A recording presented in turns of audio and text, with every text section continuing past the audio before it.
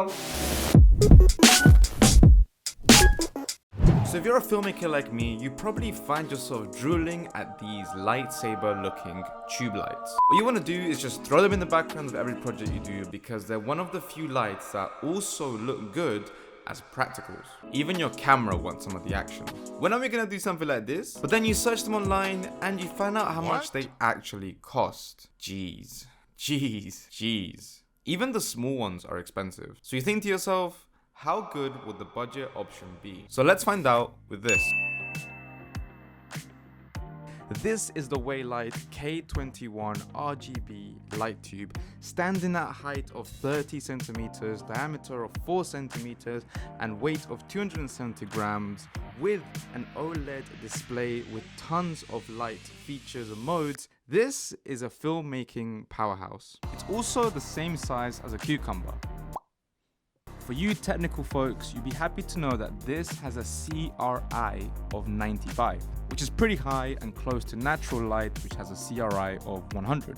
And all of this for the fraction of the cost of a Nanlite Pavo tube. So let's dive a little bit deeper. When you open the box, you're greeted with a Type-C cable, instructions, and the light itself. Oh, and the OLED display is pretty easy to navigate for the following menus. So if we turn on the light, we're greeted with the first setting, which is the correlated color temperature, otherwise known as white balance. What I think is really cool is that they added a red and green tint option. You can add a bit of a tint to really dial in different lights of different tints. So this is quite a pro feature that they added on this light. The next option is the RGB. So if you actually know the values of red, green, and blue, then you can add it onto here right away, which I think is actually pretty smart. The next mode here is the actual scenes. This is really cool because there are actually quite a few here. The first one here being like a flash, and there's different options such as speed. You know, you can have it fast, you can have it slow.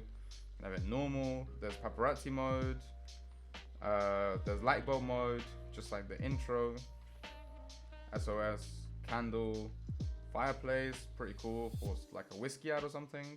There's a TV, which I think is also really good. There's a police, ambulance, and the fire brigade. A little club night. There's two options of club nights, and there's RGB cycles, CMYK cycles, and we got a lightning one, which is pretty cool. Loads of options here for different scenes and different purposes. But are these scenes just gimmicks, or do they have a practical use, apart from making me go blind?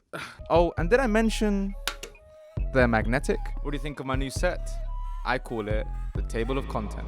Sounds actually so bad. Jokes aside, this allows you to put the lights in many different places if you forget your tripods or you want to get creative. So it makes them very, very versatile. And this works by having little magnets up here and down here.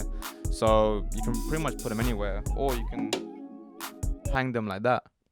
Pretty cool. But just how good can the battery life of these lights be? My first scientific test is to find out how long one of the lights can last at 100% brightness in white, and then compare this to how long the light will last at 50% brightness. Bear in mind, even at 50% brightness, the lights are still very bright. As red has the lowest frequency in the UV light spectrum, I'm assuming that it's probably going to last the longest. And I'm going to put this light against purple, which is kind of close to the ultraviolet wavelength, which has a very high frequency. And I'm assuming that this one is going to last the shortest, as I think it will take up a lot more power. But again, not very scientific, and I'm not sure if that's how LEDs work, so let's find out. So are these budget tube lights any good?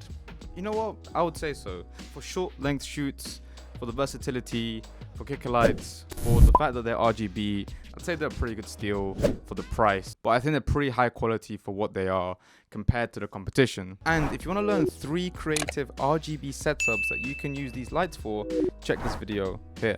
I'll see you in the next one.